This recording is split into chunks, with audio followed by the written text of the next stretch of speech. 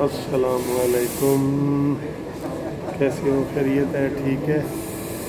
میں یہ high court میں وہ جیمر وغیرہ لگے ہوئے تھے، وہ کیونکہ آج وہاں پہ کوئی چیلم کا جلوس بھی آنا تھا اور داتا صاحب کے عرس کی وجہ سے بھی کوئی مسائل تھے، تو میں ادھر ایک مقامی ہوٹل میں بیٹھا ہوں۔ میں نے کہا آپ سے ذرا گفتگو کر لوں، تو آپ سب کو میرا اسی مقامی ہوٹل سے منصف عوان ایڈوکیٹ کا بہت بہت سلام، قانونی ٹی وی چینل کی طرف سے بھی اور پاکستان جسٹس پارٹی کی طرف سے بھی اور میری طرف سے بھی، منصف عوان ایڈوکیٹ سپریم کورٹ کی طرف سے۔ تو آپ کافی دوست مجھ سے رابطہ کر رہے ہیں اور وہ پاکستان جسٹس پارٹی کا کارڈ بنانے کے لیے مجھے ریکویسٹ کر رہے ہیں، اپنی تصویریں بھیج رہے ہیں۔ تو جس دوست نے بھی بنانا ہو، چاہے وہ پاکستان میں ہو یا پاکستان سے باہر ہو، تو وہ اپنی تصویر بھیجے، نام بھیجے، ولدیت بھیجے، ایڈریس بھیجے،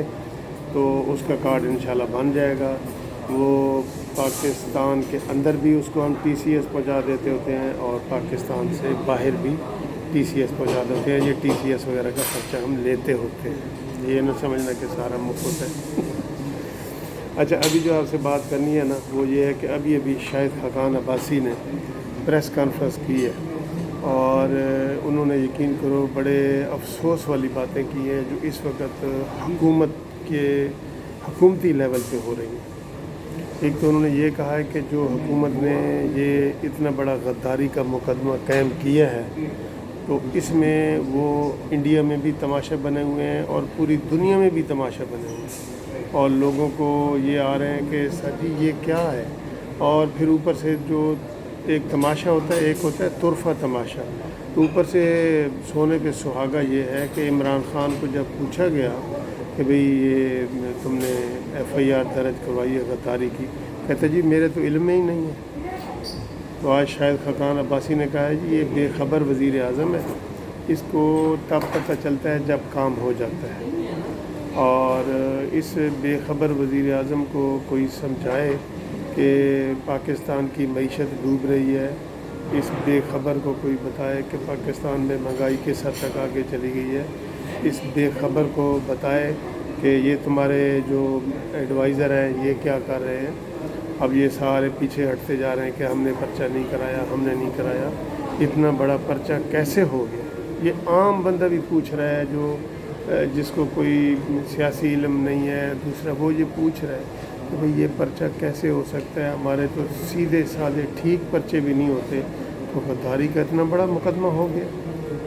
تو انہوں نے کہا جی میں کسی کو غدار نہیں کہتا، لیکن جو کسی کو غدار کہہ رہے ہیں تو یہ پرچے ان کے اوپر ہونے چاہیے جنہوں نے کشمیر کا سودا کیا ہے، پھر کشمیر کے وزیر اعظم کو غدار ڈکلیئر کر دیا ہے۔ بتائیں پیچھے کیا رہ جاتا ہے؟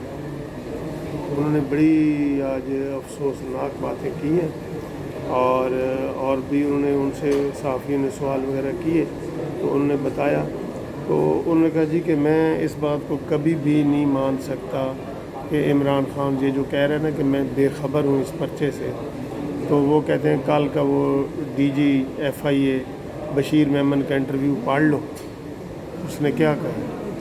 بشیر میمن نے کہا ہے کہ مجھے عمران خان نے کہا تھا کہ خواجہ آصف اسمبلی میں ہمیں بہت تنگ کر رہا ہے، اسمبلی چلنے نہیں دے رہا، اس کے اوپر غداری کا آرٹیکل 6 کا مقدمہ چلاؤ۔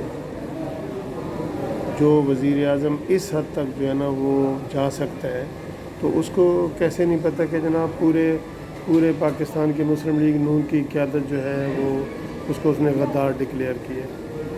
میں ابھی تھوڑی دیر پہلے اپنے دوستوں سے بات کر رہا تھا کہ شکر کرو کہ اس جاہل انسان نیازی نے یہ پرچہ کوئی بلوچستان کی لیڈرشپ پہ نہیں کرایا، کوئی سندھ کی لیڈرشپ پہ نہیں کرایا، ورنہ اس کو لگ پتہ جانا تھا کہ جس طرح اس نے سب مسلم لیگ نون کے 40 ایم این اے، ایم پی اے، سینیٹر، منسٹر سب کو غدار قرار دیا ہے، یہی غدار اگر وہ کسی بلوچستان کے کسی لیڈر پہ کراتا اور اس کی کابینہ پہ کراتا تو آج بلوچستان علیحدگی کا نعرہ لگا رہا ہوتا، سندھ کا کراتا تو سندھ علیحدگی کا نعرہ لگا رہا۔ یہ تو مسلم لیگ نون کی بڑی खूबसूरत सियासत है, जिसने कभी ये पंजाबियों का जब पंजाबिस्तान का नारा नहीं लगाया।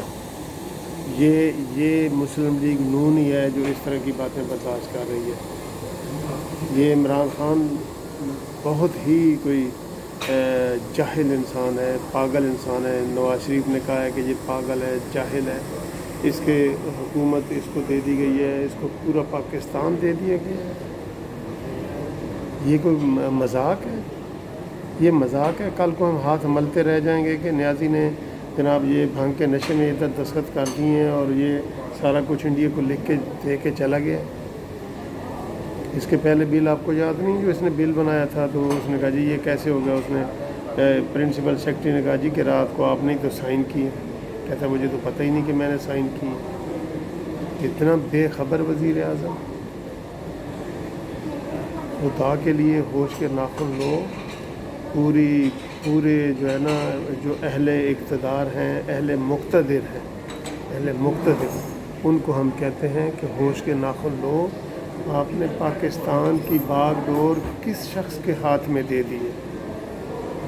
और अभी मैंने पिछली वीडियो में आपको बताया ना कि जुल्फ़ी बुखारी पाकिस्तान से भाग गया।